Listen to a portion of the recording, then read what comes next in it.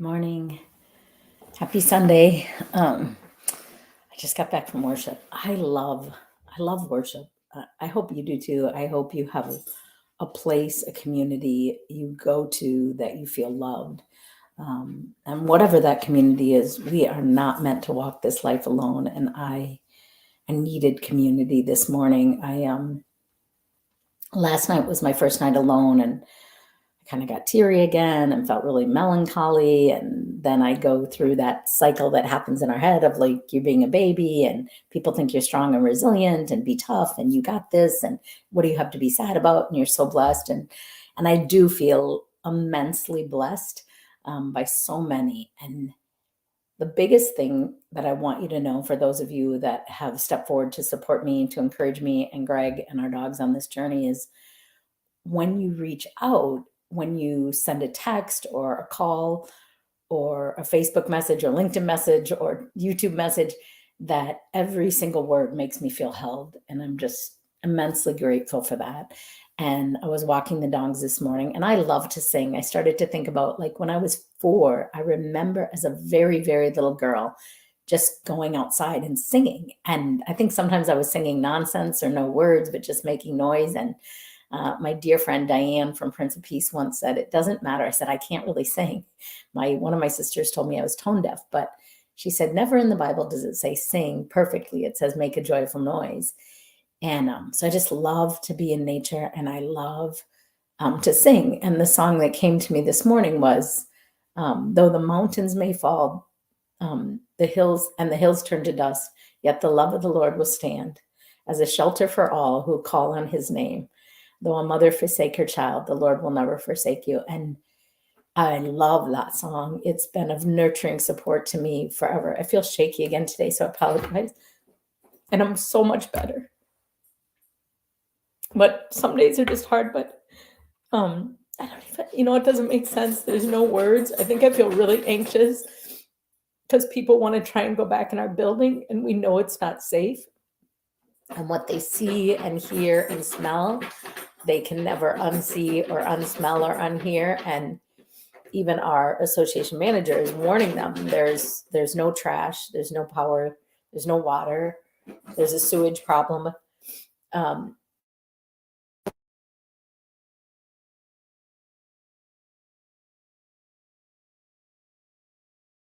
Good morning, Margaret. Good morning. Love and hugs. I received them. Thank you.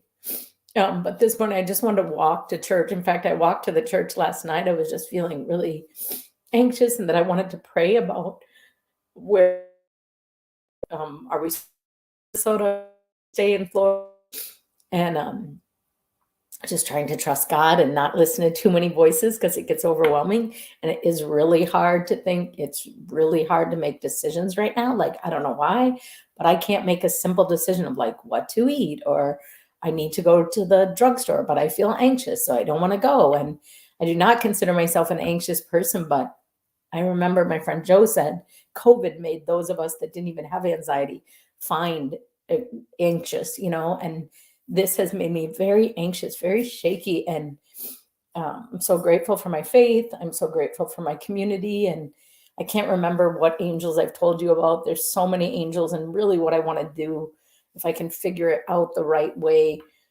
is to ask my community, because I'm surrounded by so much love.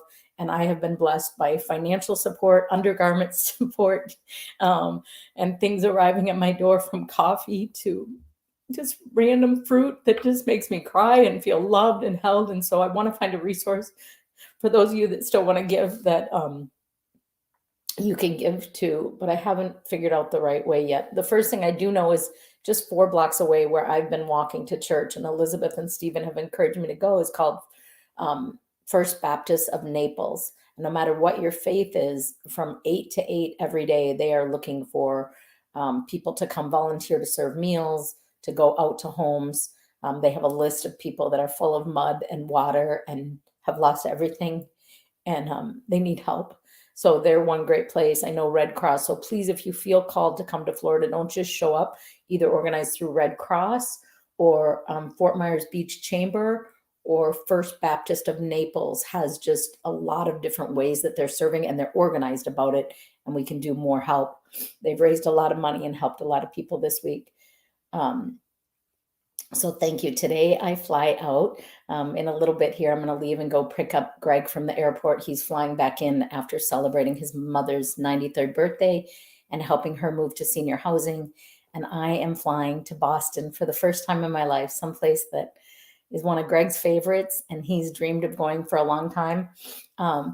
He used to work there, and we've dreamed of going together, but I have the opportunity to speak all day tomorrow to about 65, 70 childcare workers. The two owners have hired me to just pour into them and help them with their own self-care and healing so that they can love on and serve those kids. And from there, I get to go to Minneapolis to attend my first Vistage group as a member of Jamie Nolan. Thank you, Jamie group. As I've reached one benchmark in growing my own Minneapolis-based small business owner group that will launch in January. And from there, I fly to Chicago to speak to Northwestern Mutual. And I'm grateful to go back to work. And I can, right now, my energy, I have to use it all to take care of myself and to go speak. And speaking and working on Vistage and coaching for me helps me feel purposeful and stable and a little bit normal. So thank you for those opportunities and for the suggestions. Somebody reached out this morning and said, are you still looking for a car? Yes, we are looking to buy a car. My husband, I believe Greg wants to buy it ideally in Minnesota. I'm open to Florida or any place between Florida and Minnesota, a mid-size SUV, ideally bright in color. I saw a really cool aqua one the other day and one yellow because I love color, and that's part of my being alive and bringing color to life. But I wanted to just, this morning, there's been so many angels and so much good news and so many amazing people in the world. And I hope that from Hurricane Ian, as tragic as it is and as scary as it is, I hope we highlight all the good stories. I don't really need to see any more videos or posts about the trauma. I saw it, I experienced it, and it's not that I want to be naive. It's just can trigger a lot of PTSD. Even sounds of sirens right now. And I apologize. I think I had 4 or 5 appointments this week that I missed. I literally cannot schedule anything. I can't think. I can't remember what day it is or time. And I go from being, okay, I'm okay. We're moving forward. We feel good. I got a new dress at Ann Taylor. Greg and I ran in there the other day, and when people ask me what size I wear, which yes, now that's out on Facebook, that always feels really good, but I don't really care what people think. I buy small petite and large petite and medium petite, and whether they fit or not, I don't know what size I am. I don't really know a lot right now, I feel like, but I know some things.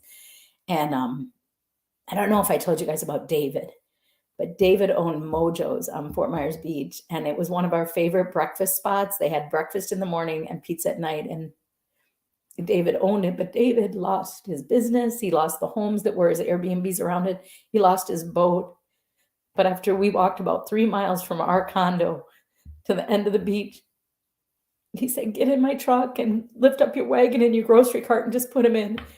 And we're going to get you to safety. And he was the first angel that we met as we left the beach. And he drove us to the back of a McDonald's that was closed and a Publix that was closed. And then they were cutting down trees at the McDonald's. And this man, another David, I don't know. I think it was another David came around and he talked to us and he just said, good things are going to come. And he was helping his roommate who had diabetes. And then he was helping cut down trees for his sister or sister-in-law. And then as we walked away, when we realized it was getting too sunny to sit there anymore, he brought us bottles of ice cold water and just said, bless you. And then we walked a little ways to the back of Publix because we needed to be in the shade for us and for the dogs, as it was about 1 p.m. or noon, I don't know. And this man, Matthew, his dry cleaners had flooded and he was there dry vacuuming it out and it still had water. And he's like, plug your phones into my charger and you can charge your phones here. And then he's like, you can use my bathroom. It's a little flooded, but you can use it. And just those little things that become huge things. And just there's so much good in the world. And I want people to see that. I want people to know that. And I want people to be part of that. I want to be part of that. In my head, I keep thinking, I really want to be out there serving meals or cleaning. I just don't feel strong enough mentally, emotionally, or physically. I know a lot of you think I'm very strong and resilient, and I am, and I will be again. But I'm telling myself, giving myself to the 17th before I go back in to serve people that have been affected by the hurricane. I just need a little more strength. And then after Matthew, who let us in to go to the bathroom and charge our phones, then this woman, Sue, and her mother, whose name starts with an M, but I can't remember, but this woman, Sue, who I think I scared them both at first. I was like, hi, I need help. Do you have a car? Do you have a place to live? And they're like, who are you? What's going on? But then Peanut cried, and then they let us in, and they brought us to their home, and they made us sandwiches, and they also didn't have power, but they had water, so they let us go to the bathroom and charge our phones until we figured out through the NSA community that Elizabeth and Stevens had said we could come here. And then Susan and her mom drove us here with our puppies. And then last Sunday I went to church. For me, church has always felt like home.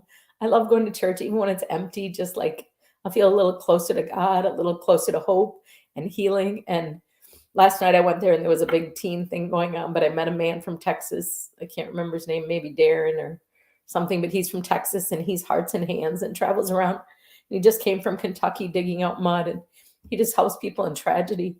But last Sunday when I went, I met this woman named Janelle, and she just hugged me and talked to me, and she's my new friend. And then I sat with her son and her husband at worship, but for a while I just sat with her son because she was a greeter, and her sweet 16-year-old boy was like, somebody asked him, what have you been up to? You been up to serving? He's like, no, not much. And I said, no, you've been serving. You listen to me.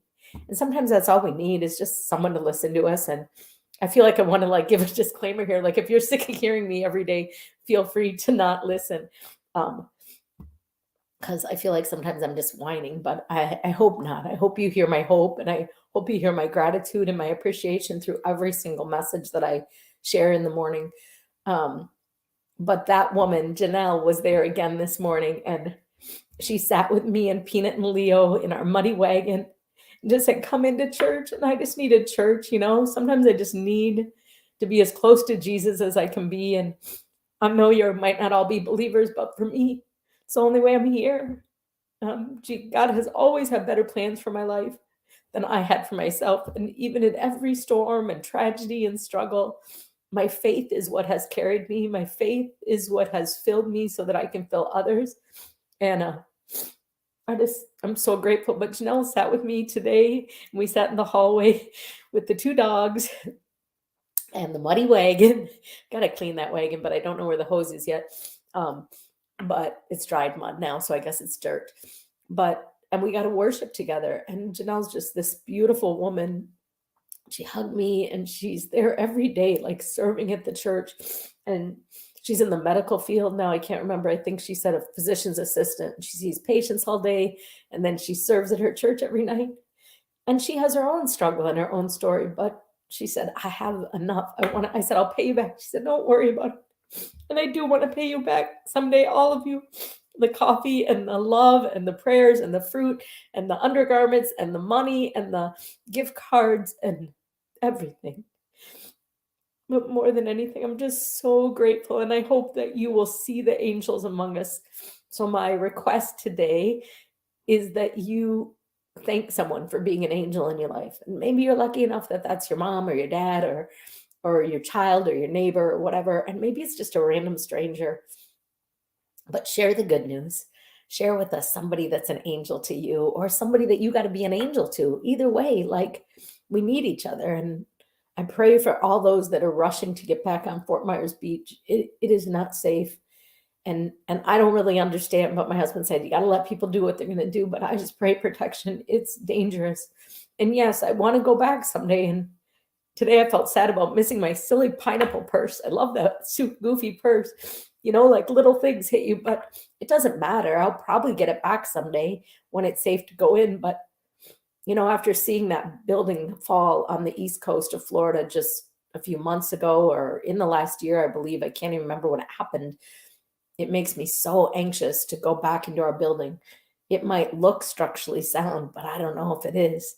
We know for sure there's metal and glass and smells and sounds and so much debris all around. that if you don't need to go back to Fort Myers Beach, let the rescues continue, let the cleanup continue until you are told that it is safe. I know you have things there. I know that for some people that feels really important.